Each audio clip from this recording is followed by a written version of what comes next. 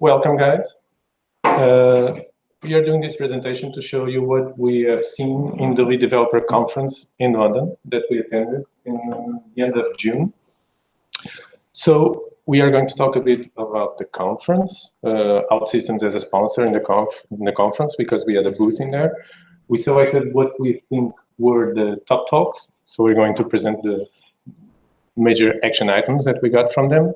We're going to tell you about our story, what we learned from ourselves in the conference, and a little wrap up, just to put things in perspective. So the conference was in London, as I said, and most of the people that attended the conference were lead developers, mostly from software companies as well as media and publishing companies. We attended the conference. We tried to present a paper in there. We submitted a paper. However, due to the amount of papers that were being submitted, it wasn't accepted by them. Nevertheless, we found that weeks later that OutSystems was sponsoring the conference. We had a booth in there, and we had Bruno Martini doing lots of demos, handing prizes, screaming at a loudspeaker, and was a great experience in terms of being in the booth.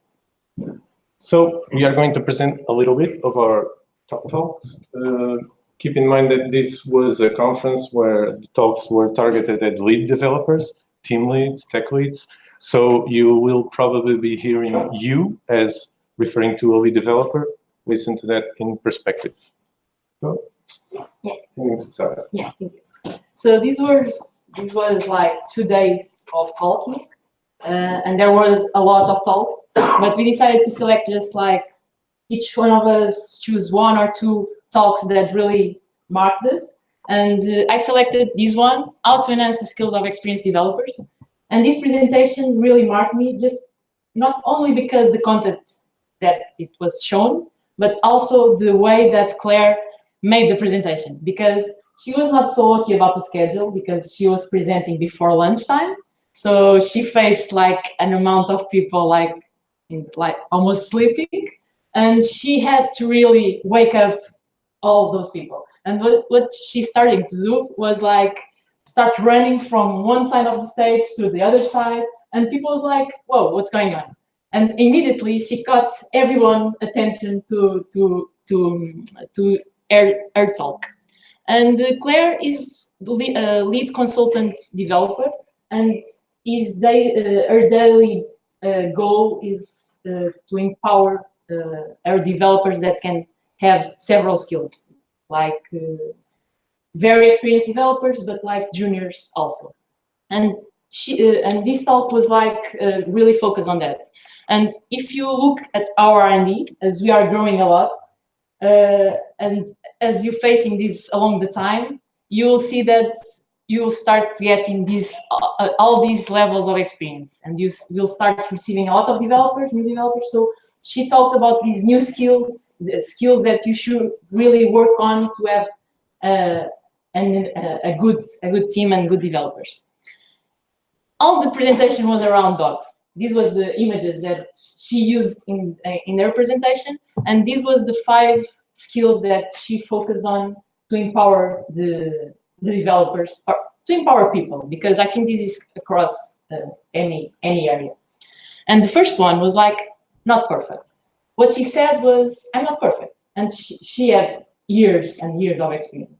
And when you start to assimilate that mindset that you are not perfect, you are immediately taking a lot of pressure of yourself.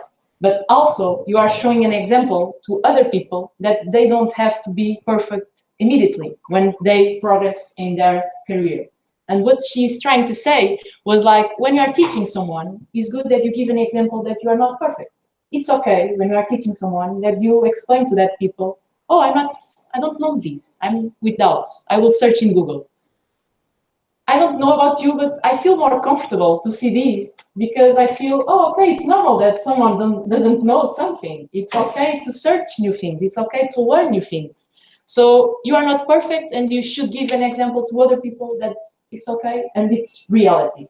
So this is a good mindset to have when you are empowering other people, and also for you to keep you motivated and not frustrated to not know everything yet.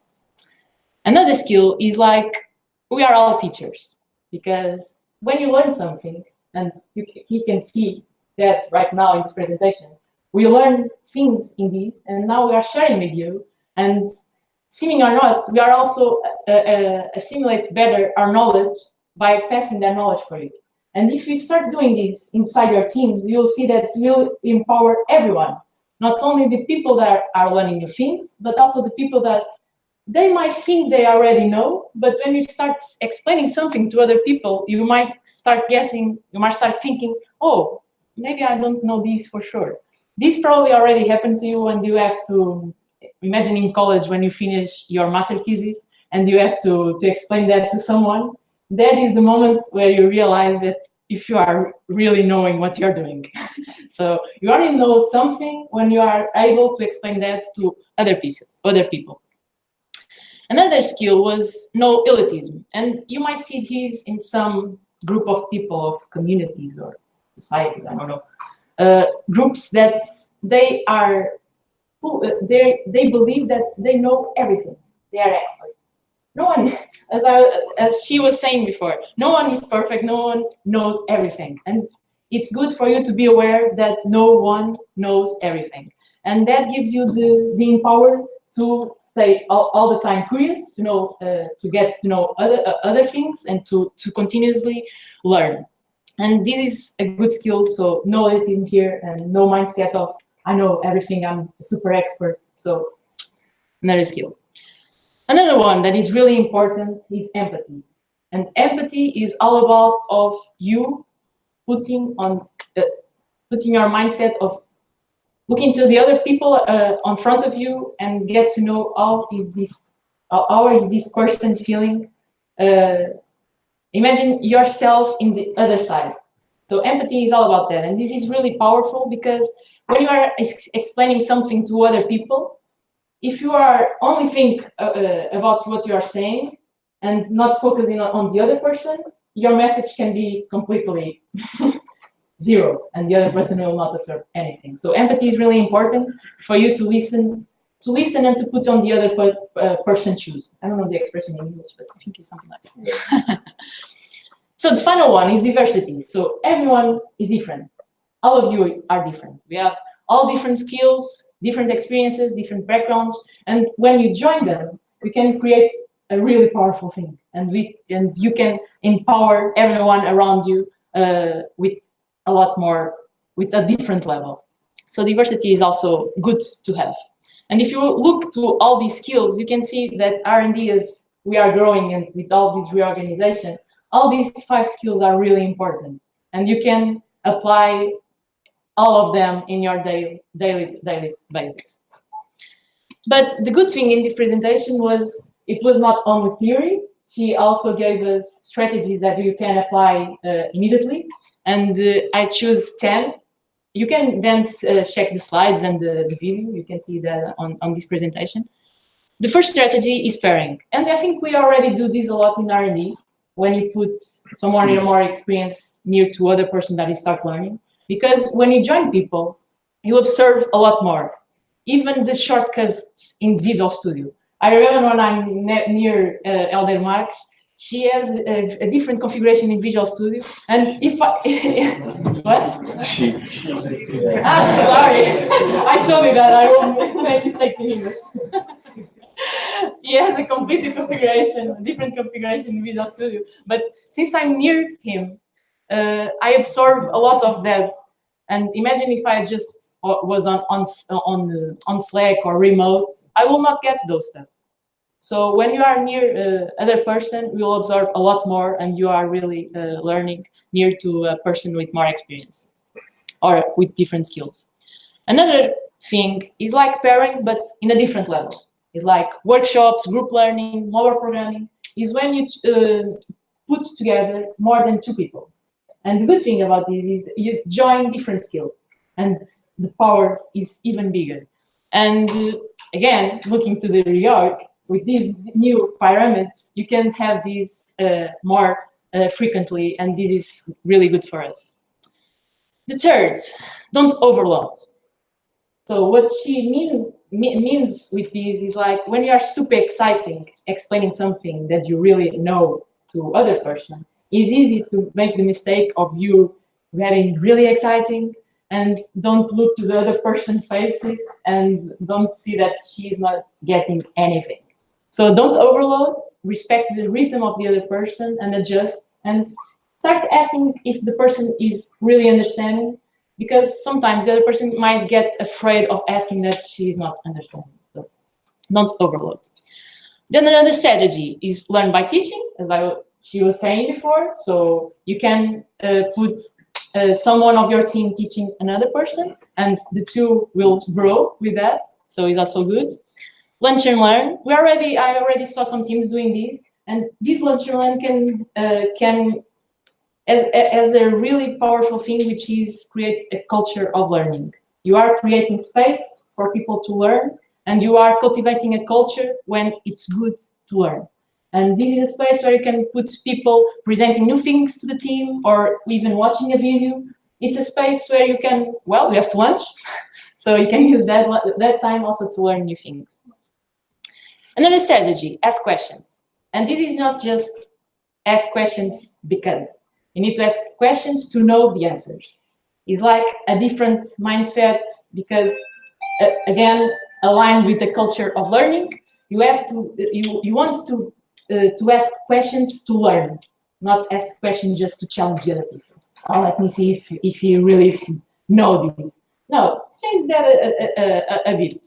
I will ask them this because I want to know really what that means. Deep dive. Create space inside your team, in your backlog, to let people learn, to explore. When you give a new task in a different area of the product to someone, she will have time. She will need time to learn that different piece of code. And sometimes what is good is to leave the people alone exploring by themselves, and then let people ask the questions to learn even more. Another one, safety and security. This is all about to let people being themselves. Create space for people fail, for people ask any question, even if it's stupid or not. So, well, any question is stupid, but none question is stupid. But this is all about safety and security. Another strategy, let the team take ownership. Let the team be owner of what the team is creating, because this creates responsibility, a big sense of responsibility, and creates also people to really know what they are working on, and not just do things because someone asked. The final rule, be open to change. So it's okay to not know everything, and you will not know everything ahead. So we have to be okay to change and adapt along the challenges. And yeah, from this talk, what's this what I have to share?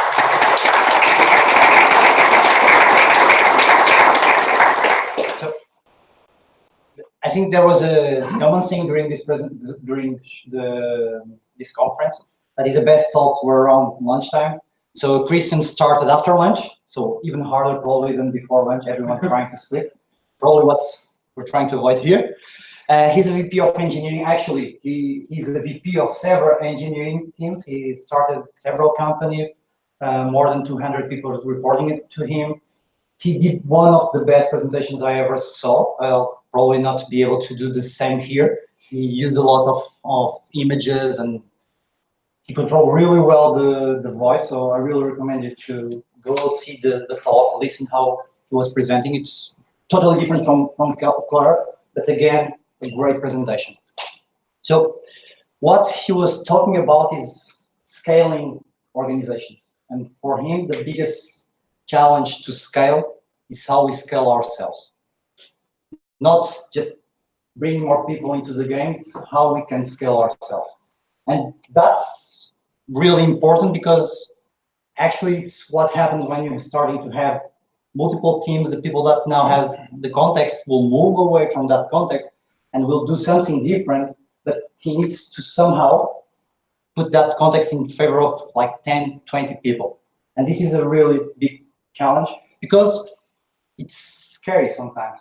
I think we all, at least I feel that a lot, what he was writing there, that is, I can get it all done. I can do everything. I don't have time. It's too much things. Oh, I'm totally lost. And actually, we go into this state. We get paralyzed. We start just screaming here, not to the exterior. And we're like, what can I do? I'm doing everything wrong. And that's scary. And basically, it's really scary when you're growing from 10 to 20 to 200 people, right? So a guy with like 30 years of experience feels the same. Interesting. So he just brought like four, sorry for the guys that are here, he just brought four rules that he uses a lot and that are really important for him to understand how to scale his knowledge, how to scale his work, how to scale himself. And the things are around communication, prioritization, delegation, and having time for me. Not for the others, but for me. Okay, and we'll go into each one of these. We're going really fast because, as Sarah was saying, we have lots of things to show. We're trying to condense 2 days in 20 to 30 minutes. So probably we'll get lost. So if you have any problem, just ask, and let's start with the communication. So how many times we do lost time because we just weren't able to pass the message or to make sure that message was clear? It happens a lot. We lose a lot of time because of this. And when we're scaling from 10 to 200, this has a cascade effect. So one guy that doesn't pass the message correctly, then the last one will just listen to something totally different. And for this, he was telling us that there are 4 major points that we need to have in mind when we're communicating. First of all, we have different people with different mindsets. So if you notice on an organization as it's growing, when I'm talking with a manager or my manager, probably I need to pass something different than when I'm talking with my peers or to someone that is on my team. Because they have different contexts, they have different concerns. So it's really important to have the mindset of the people I'm talking with on mind. Otherwise, maybe I'm screwing everything because I'm not passing the message that I want to pass. Because I'm talking like to Nuno as I'm talking to you. He wants to hear something different because he has different concerns than the ones you have. Okay. Second one, and this happens a lot as you're starting to grow, is to keep feedback honest. And the honest part is really important. Not only keep feedback coming, but keep honest feedback. So we start to get, will he understand what I'm trying to pass or not? And this goes both ways. So you need to pass the feedback, and the other person needs to be open to feedback. And if you're passing feedback and the other person is not open, so it doesn't make the feedback loop, right? So it's only talking, it's not feedback. Feedback goes all around. Learn to say no. This doesn't mean you should say no to everything. It's learn how to say no. Saying no is really important. Learning how to say no probably is even more important. Saying no, it's something. Saying, sorry, I have this on my plate. This item, this item, this item. I cannot do that because I have everything else. If you think that's more priority than has a bigger priority than everything else, okay, let's discuss that. Help me. So that's a different way to say it now. And then there's a technique. I am actually starting to try this one. That is a manager readme. Manager readme is basically a little bit of explaining how you work to others. For instance, the ECs, when started working with me, they got crazy.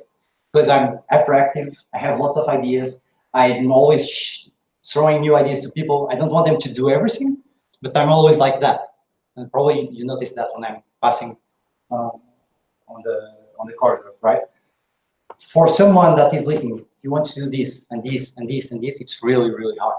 A manager readme explains that, explains, I work like this, I'm expecting this. I want you to tell me if I'm screwing everything because I really want to listen to that. So it's a little bit how I want to work with you, how I'm expecting you to work with me. Okay. This doesn't mean only manager readme, it's actually a people readme. Then we pass to prioritization, and and time management. And he started with this exercise, which is a challenge because people just lunch, and now we're going to do something crazy. So I'll ask you to close your eyes. So we have a timer here, and I'll ask you to close your eyes. Even the people that are remote, try to do this. Close your eyes. Don't count. Don't need to close it just now. Don't count, because you're starting counting and trying to figure out the number. I'll try with these guys to avoid that you count. So try to just open your eyes at 30 seconds. When you open your eyes, look at the counter and see where was the time, because I'll ask a question later on, okay? Just closing the eyes. I'll start like as soon as I found the mouse. I'll start now. Close the eyes, please, and wait for 30 seconds without counting, without doing anything. This is really good to drink some water as I'm talking around. And as soon as you feel that it's the 30 seconds, just open your eyes and check the clock, okay? Don't peek. Everybody sleeping. Don't peek, just...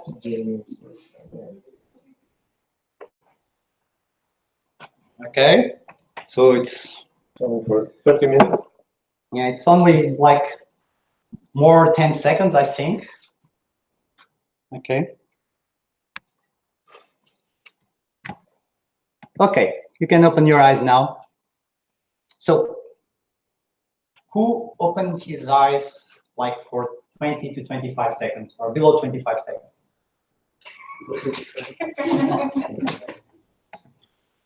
More than 30 seconds. On exactly 30 seconds. Okay. So it's good. It's really good. The thing is that all human beings measure time differently. We're really bad at measuring time and measuring things. That's why we invent clocks and other stuff, so that we can be better. We use machines to help us do that. Okay. So how can we imagine ourselves prioritizing everything? Well, that's really hard. So one of the first things he told us is keep track of things. I have too much meetings. I spend too much time on meetings.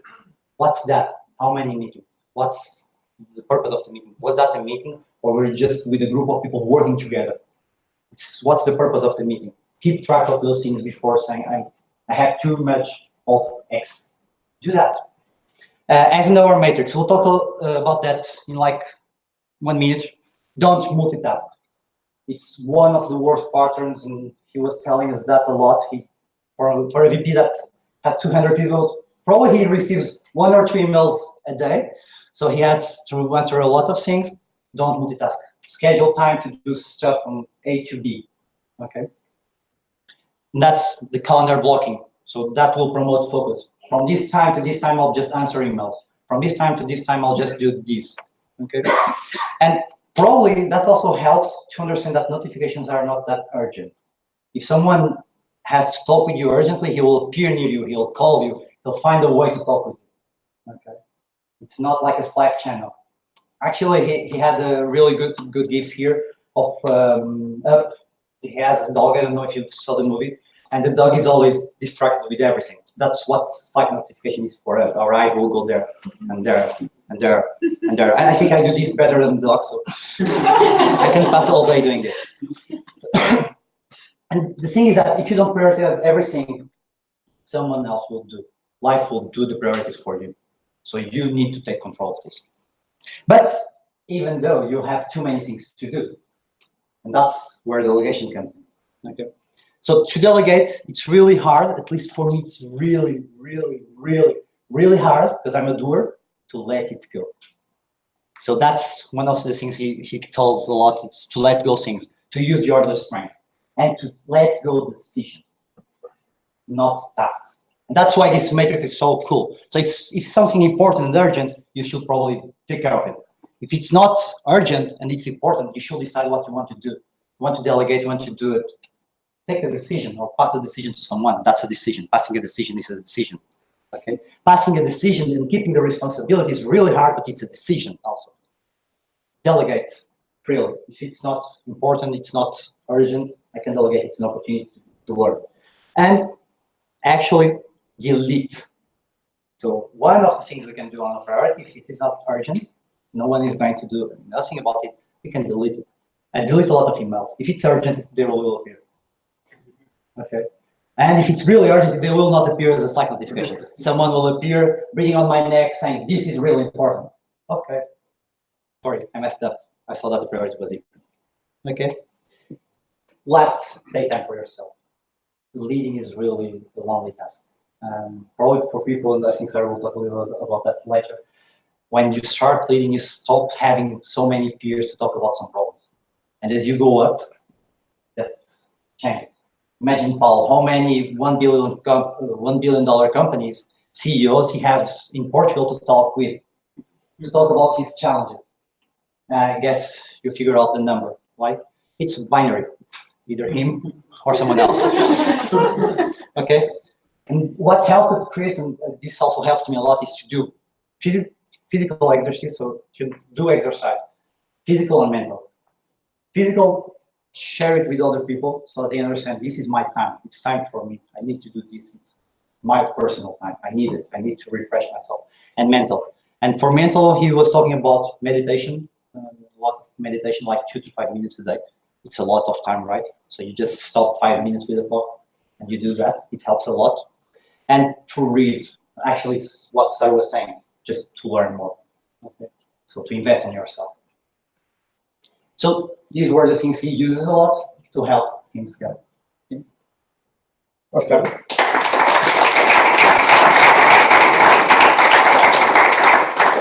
I'm going to talk to you about a presentation made by Pia Nielsen. Pia is a chapter lead in infrastructure and operations in Spotify, a bit like Miguel Costa Antunes, I think. And she talked about the problem that they were having, and I think you probably know this problem, is that the team wasn't able to get tasks from to do to done as quickly as they wanted to.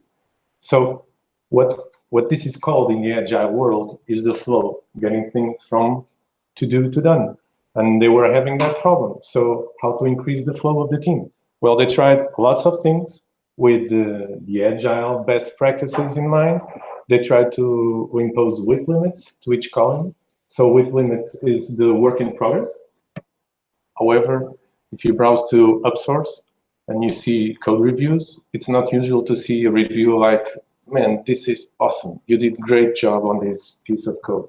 No, we are good at pointing flaws, but we need to point positive things more frequently. It's like one thing that she mentioned, probably you've heard of, it's turn up the good. Turn up the good really creates a good energy around us. And people not connected to the purpose of the team.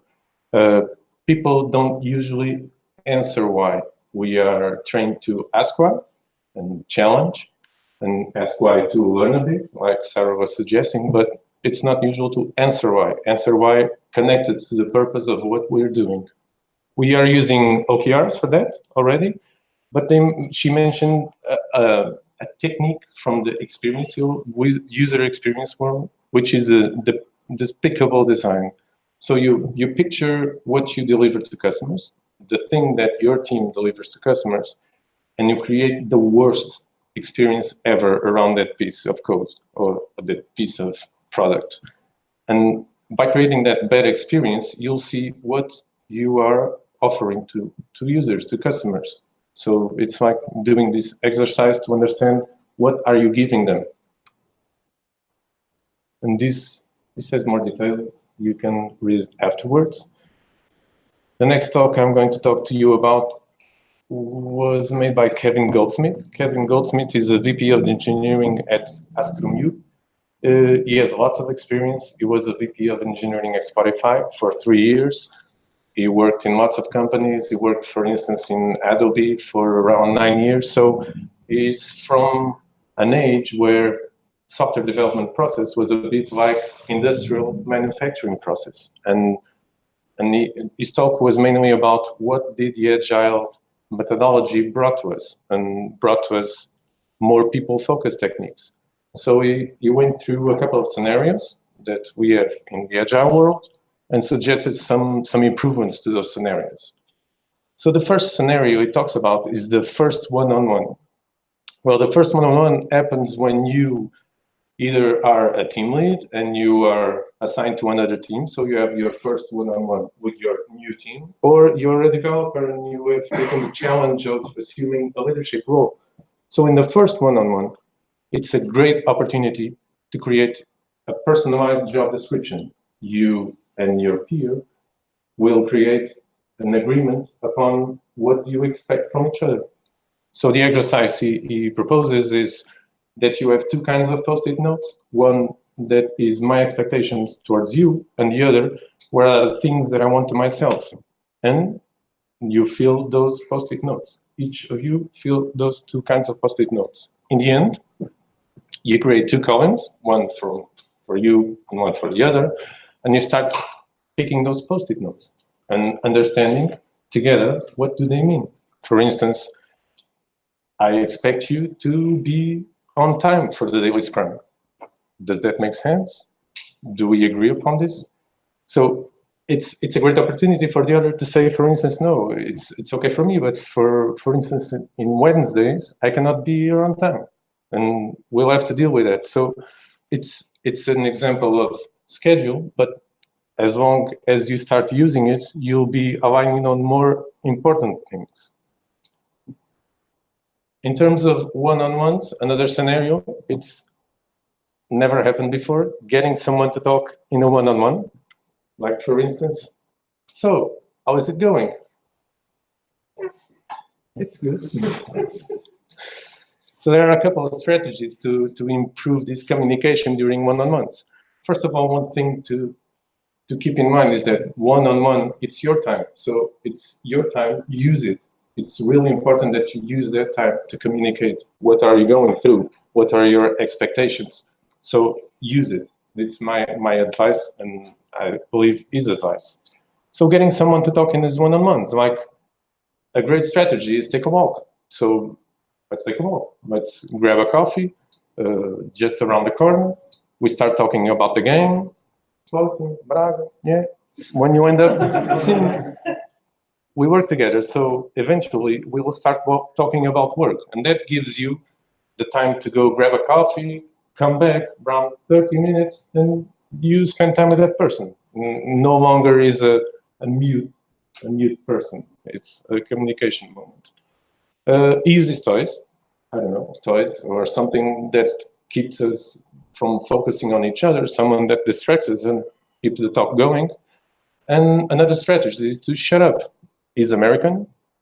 He was a vice president of engineering in Sweden. So Americans like to fill silence with talking. Swedes are very much fond of silence. So it was a combination where he spent most of his one-on-ones talking and the other person listening. So one great technique is to shut up. It's like, how's it going?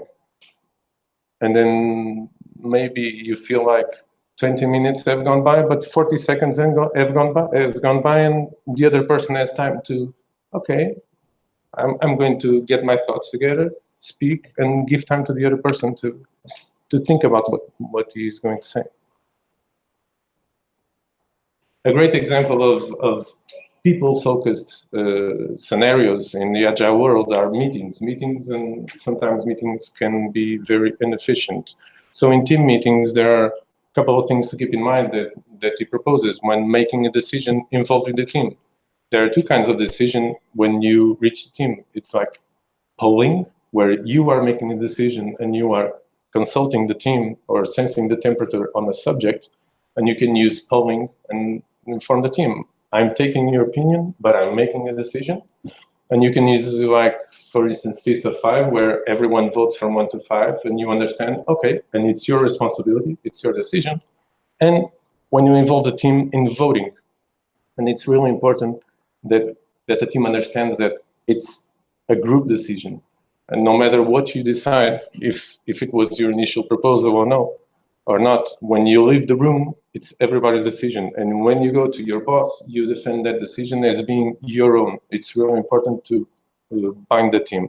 And you can use Roman voting, which is thumbs up, thumbs down. And Team meetings. Another thing that causes meetings to be not that efficient is a lack of an agenda.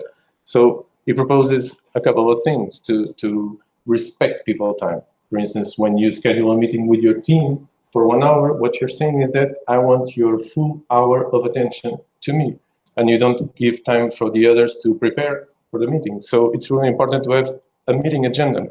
So if you have a small team, he proposes that people use a shared agenda, like a Google Doc, where everybody puts a topic and the time it would take to discuss that topic. And you, as the owner of the meeting, would groom the agenda afterwards. And during the meeting, a facilitator would run through the topics, check the time, and change people. When you have a larger team, he proposes something he calls lean coffee, which is everybody joining in the room. For 5 minutes, people propose topics. They vote on topics, and the facilitator will go from every 5 minutes from topic to topic and discuss what should be the next topic, or if we should keep the same topic.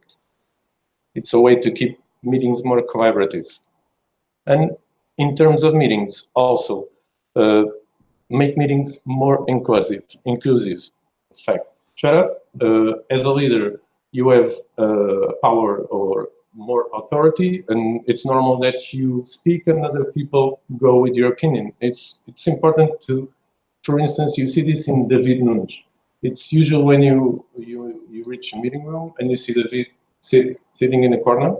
It's a strategy used not to interfere with the meeting. Let people take their opinions, not be influenced by him. So shut up is really important, not influence others, and let others grow.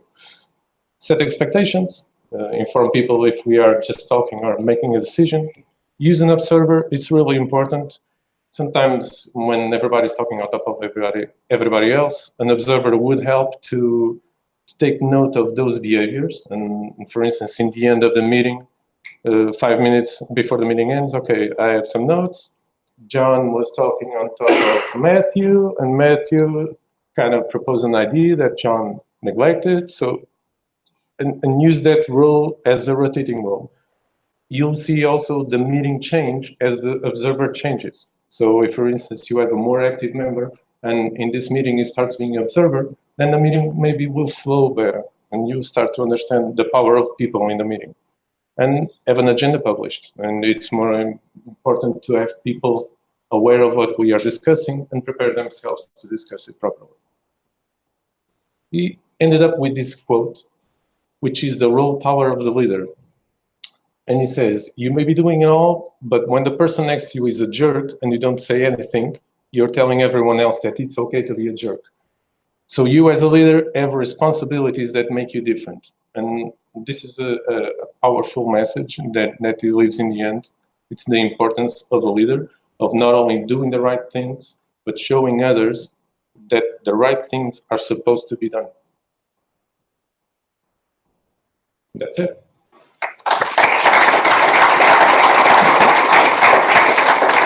Okay, so guys, we know that this was after lunch, so I hope you are all awake. And we could continue talking about all these thoughts. We just spoke about like five or four, yeah. And there were a lot of other topics. And you can check after the slides. We put all the links for the videos and the slides of each presentation of these, the original ones. And you can find topics like code review with really action items and things that you can put on practice from the day one. You can find presentations like more inspirational and more motivational about like taking time for yourself and understanding yourself, get to know yourself, or other presentations like first steps as a lead. This presentation really marked me because it was like a deja vu of what the guy was speaking. Yeah, I was like, oh my God, I'm not alone on this. So yeah, get time to go through these slides and get to know the topics that you are interested in, because most of them were direct to leads, but you'll understand that you can take a lot of them even if you are not a lead role.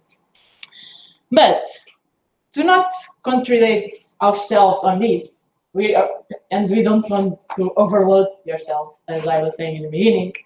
And let's make here a break, not with Kit Kat, but with a paper and a, and a pen, sorry.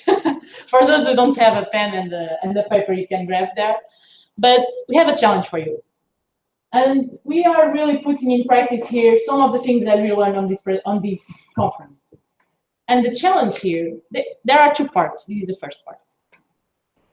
All this stuff that you hear, that we believe that was a lot of stuff, grab one thing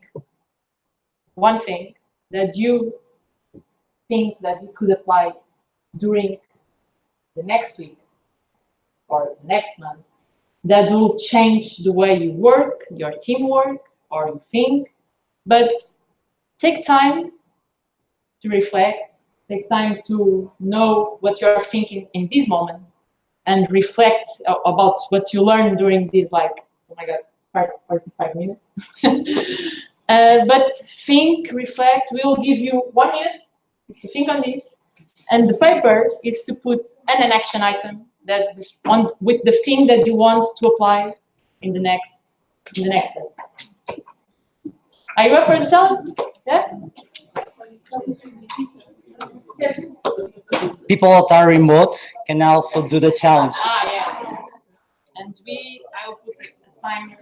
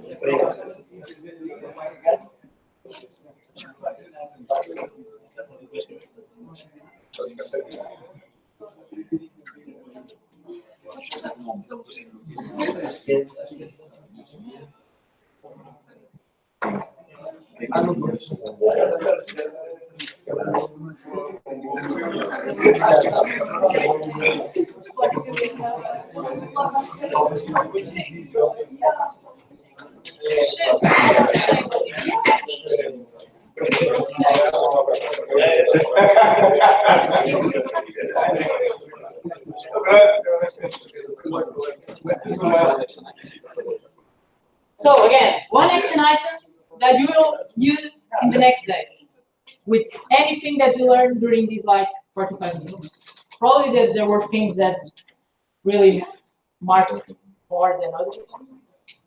Really has to do with things that you feel more need in your teams or about yourself. So this will all be. And it can be a simple thing. Don't think it will be a simple complaint. So, Ready? thumbs up. Yeah, everything has a paper with an action item. You are seeing the power of this. So you're communicating, you are sharing knowledge, and you already have one action item. So the challenge number 2 is to do this. Okay? So there are no excuses. You already have one action item in your hands to just do it. So we have the power to do it. Right? Yeah. So Use it. yeah, everybody with us? Okay, cool. Now, we are already reaching the end, and we just want to have something here more personal because we all have our three have different backgrounds and different experiences, and we felt that talking with each other, we could take different things and different insights from this conference. Me, for instance, so I'm on OutSystems like for 5 years, and the first year was doing the master thesis, and the next 3 years was like a developer. And in the last year, I had a challenge to progress to a role of team captain. And this conference was my first conference also, so there were a lot of first times here. And the first thing that marked me was like when I started listening to other people with this role, I didn't have big expectations about this. I checked the agenda, I saw some topics. Oh, this is interesting, okay. But I didn't quite know what there was to talk about leadership, because sometimes you look to this subject like a lot of theory. And like sometimes we think that it just talk about leadership. We don't really think about the topic. And if you look to a person that was a developer and migrating to a leadership role, it's really overwhelming because it's not stuff that you can learn immediately. It comes with experience and learn with others. And being on that conference, listening to other people talking about their challenges and know that, oh my God, I'm not alone on this. There are other people with the same challenge that I have. And there were a lot of talks with people sharing their experience of this movement on their careers, which is different and has a big impact and a lot of and it's overwhelming in the beginning. So it was good for me to feel that, oh, okay, I'm not alone. The problem is not on me. More people have the same problems that I have. The second thing, so everyone knows that I was smart, right? So, and it was good to know that to establish that sports and mental health are really important for ourselves professionally, but also personally. One thing or not, your personal life will influence your work life. Yeah, you are just one person, you are not two persons. And sports is a thing that I already do, okay? And I feel that it really impacts the way that I can deal with the daily challenges, even influence the way that you think. Because doing sports, you are challenging yourself. So if you apply sometimes the same things that you do in sports in your work life, you see that you can learn some things. And the mental health is something that sometimes we don't understand immediately the impact of this. But after the conference, I really started forcing myself to do some of the things that people were telling, like meditating in the morning, like 5 minutes. It is so stupid. It's just 5 minutes every day. And then it's like 24 hours, and the impact that there is to take 5 minutes every day just to know yourself, or even travel alone. It was also a thing that I did. It's time to know yourself, because if you don't know yourself and you don't have your mind clear about your problems, you will not be able to help others with their problems. I don't know if it happens to you, but when you are listening to someone else's problems, but you also have problems, you are not really listening to the other person. You are thinking about, your mind is like, oh, I have to listen to that. And you start paying, but then you immediately lose the focus. And meditating helps you. And I started meditating because it is an easy thing that you can start applying tomorrow. Meditating helps you to create times for focus. So you can install an app. I immediately go to Play Store, install something, and we are from tech, so yeah. Install an app for that. Go search. The last thing was that, as I was saying, sometimes these conferences, you start creating expectation that is just theory, but it actually has some action items. And now I also have one action item. So it's cool to go to a conference and really learn things that you can start immediately to apply in your day. So this is also very cool. Then, no, yeah. So I still remember the last time Woody installed an app to do meditation. Yeah. So for me, it's quite different. One of the first things I took out of the conference was the changing of tool set that we need to change because of our background as software engineers and moving to managers. And there was a small example about that. There were several examples, but one that really got my attention. That was dry. Now, sorry for people that don't understand this, but dry is don't repeat yourself. So if you're doing a piece of software and then suddenly you're going to do the same thing for the same task, then you start to automate. You start to remove all the blockers so that you don't need to do the same thing once, twice. Okay. And when you're dealing with people, you cannot do dry. You need to do dry. Do repeat yourself. You need to repeat the same thing several times. So I'll repeat again. Do repeat yourself. When you're talking with people, you need to repeat your message because they don't have the same context. Remember the part of communication? So if I'm talking, we need to do this, and I pass by, what's the problem? They don't have my context, so I need to repeat myself. I need to change the message several times. So as a software engineer, dry, awesome. As a manager, different, right? Also awesome. But it's different. I cannot use the same thing. And lots of other tool sets were explained, like you need to have time. You can keep a computer, you cannot keep a person. Okay? I'm trying to do that, I am trying to do martial arts, but you cannot do that. Okay? And there are even more things. Okay? So Marina, no kicking. So you can see the different tool set you need to have. It's quite a change of mindset, not only tool set. Then delegate clearly. One thing is, please do this. Another is, I need you to do this because. Okay. And this is something I really struggle with because for me it's quite easy to start and go and do something. I'm a doer. So stopping and trying to explain why that's important to someone, passing the context, it's a personal challenge. And that's all that it's a personal challenge, even for VPs with 30 years of experience. So not paralyzing, it's really good because of that, because others have the same challenges. And this is something I really found out, and I saw that a lot on the conference. Positive intent. Increase the positive. See always the bright side of the thing. So, hey, why don't we have, let's use the same example, yogurt. So we don't have yogurt because there was a problem, now we're starting to solve the problem. So instead of thinking we didn't have yogurt, there's a problem, it's okay. Probably there's a problem. Can I help somehow? How can I? Did they notice? It's only on my floor. What's the problem? Okay. And this was talked like several times during the conference. Yes, positive intent.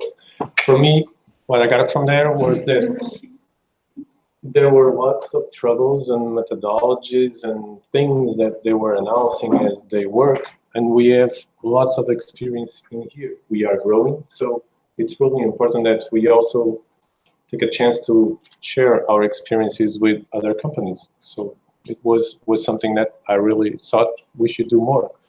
I really like to talk about the product. So we had a booth in there, and we had people that don't even know what low code is. So explaining the story from the beginning was really fun, really, really fun. And speaking of a booth, we had a person there, Bruno Martin. In the 2 days, he produced 5 Star Wars games. He created a competition with a leaderboard, and people were going there like, is there a new game? Can I play the new game? Oh, no new game. He was with a loudspeaker, pushing people to the booth. Hey, come here. It's amazing to see people like him using the product we built. For instance, yesterday, I was seeing the demo that Borrego was doing on stage. And believe me, if I didn't need the product, I thought that was dummy. It was fake.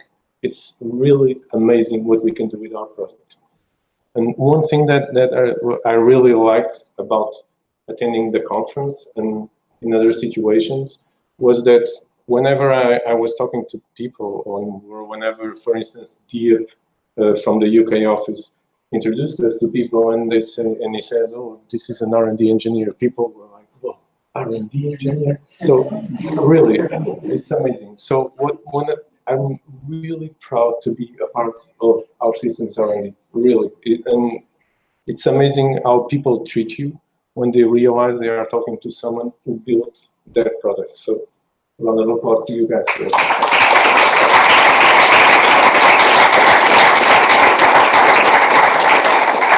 So to wrap it up, a couple of things that we can all do to improve our culture. You have listened to a lot of things that are intended to be talked about to leaders, but they are meant for everybody else. So embrace constraints, embrace change. We are going through some change right now. So embrace change. Take the opportunity to learn new things, to see things from a new perspective.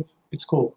So psychological safety, turn up the good, think positive. It's really important to keep a positive vibe around us. So think positive. And leadership is a career change. You have learned a lot of things. So be gentle to people, care about people. You might realize that you're in fact a people person. Every one of you is a leader. So if you take all these messages that have been brought to you, all these messages can be applied to you. All the methodologies, all the things that they advise us to do, every single one of you can apply them today to your team. So you're a leader as well. Thank you.